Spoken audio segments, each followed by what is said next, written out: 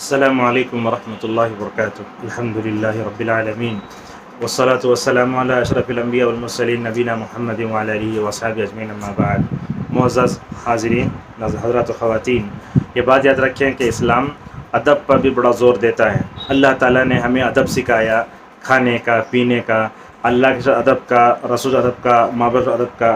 تو کھانے پینے کے آداب بھی بڑے اہم ہیں، اسی لیے آپ دیکھیں گے جب ادب کی بات آتی ہے تو ماشاءاللہ کھانے پینے کے ادب کی طرف بھی اسلام نے توجہ دلائی۔ غیر مسلموں کو دیکھیں گے کھڑے ہوئے، بیٹھے ہوئے، بائیں ہاتھ سے کیسے ملے کھاتے رہتے ہیں۔ آج مسلمانوں کا یہی حال ہے، غیر مسلم جیسے کھاتے پیتے ہیں ویسے ویسٹرن کلچر کے نقش قدم پر چلا آج مسلمان بھی غیروں کی طرح کھانے پینے لگ گئے ہیں۔ یہ دیکھیے نبی کریم صلی اللہ علیہ وسلم نے ایک چھوٹے سے بچے کھانے کا ادب کیسے بتایا۔ متفق علیہ روایت ہے، حضرت عمر ابن ابی سلمہ رضی اللہ عنہما کہتے ہیں کہ میں نبی کریم صلی اللہ علیہ وسلم کی نگرانی میں پرورش پاتا تھا۔ یہ کون؟ اصل میں ام سلمہ کے شوہر تھے ابو سلمہ۔ تو ابو سلمہ کا انتقال ہوتے ہی ام سلمہ کی شادی رسول اللہ صلی اللہ علیہ وسلم سے ہو جاتی ہے۔ تو ام سلمہ کو ابو سلمہ سے جو بچے پیدا ہوئے ان کا نام تھا عمر۔ وہ نبی کریم صلی اللہ علیہ وسلم کے سامنے بیٹھ کر کھاتے تھے، ان کی نگرانی میں تربیت پاتے تھے۔ ایک دن اللہ کے نبی نے دیکھا، وہ کہتے ہیں عمر ابن ابی سلمہ، میرا ہاتھ برتن میں پوری طرح پھیل رہا ہے، کبھی ادھر جا رہا ہے کبھی ادھر جا رہا ہے۔ تو اللہ کے نبی صلی اللہ علیہ وسلم نے دیکھا تو آپ نے ان کو 3 جملے کہے۔ دیکھیں تربیت کا انداز کیسے کہا، اے غلام۔ ایسے نہیں بولے بد تہذیب انسان درندر بچے، ایسے نہیں بولے، بلکہ بولے یا غلام، اے لڑکے، سم اللہ، اللہ کا نام لو، پہلی نصیحت۔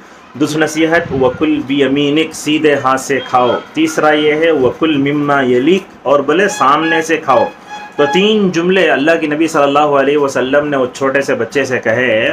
تو کیا بولتے ہیں عمر ابن ابی سلمہ رضی اللہ عنہما، نبی کریم صلی اللہ علیہ وسلم کی اس محبت بری تربیت کا نتیجہ یہ ہوا، اس کے بعد جب بھی میں کھاتا تو ان 3 چیزوں کا بڑا اہتمام کرتا تھا۔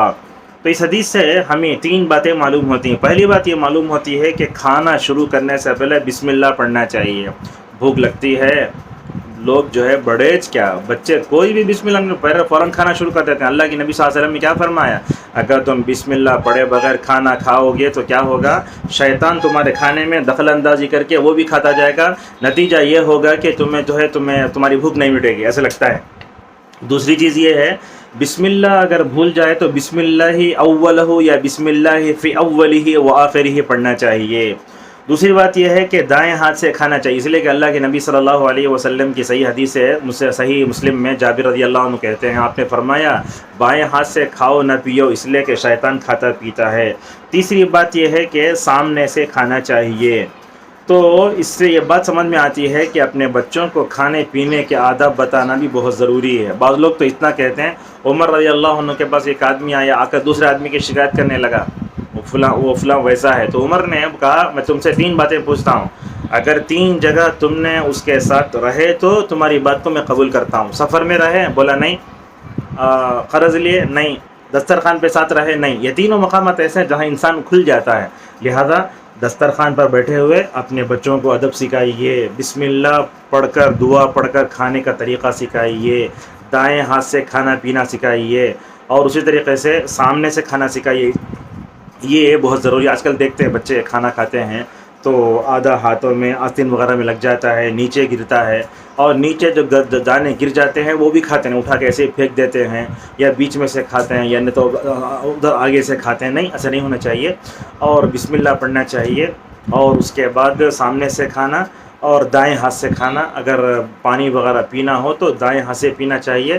کھانے کے دوران اگر پانی پینا ہے تو بچے کیا کرتے ہیں، یہ گلاس ایسا رکھ لے کیسا ہاتھ لگاتے ہیں، وہ بھی میں سمجھتا ہوں صحیح نہیں ہے۔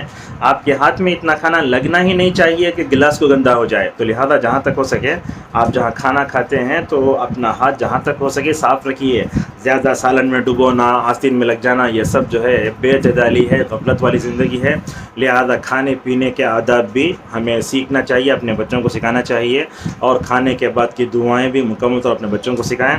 اللہ تعالی ہم سب کو نبی کریم صلی اللہ علیہ وسلم جیسے کھانے پینے کے آداب اپنے صحابہ کو سکھاتے تھے ویسے اپنے بچوں کو سکھانے کی توفیق عطا فرمائے۔ وآخر دعوانا ان الحمد للہ رب العالمین۔